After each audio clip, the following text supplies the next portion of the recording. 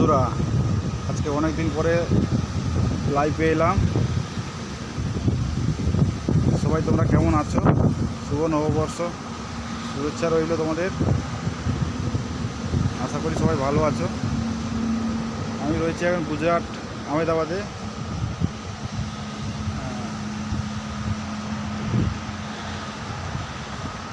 একটা ভালো জায়গা দেখাচ্ছি, আমাদের হোটেল।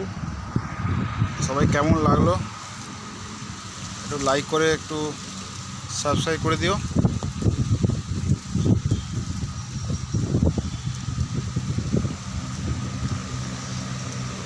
এই জায়গা দেখেছো?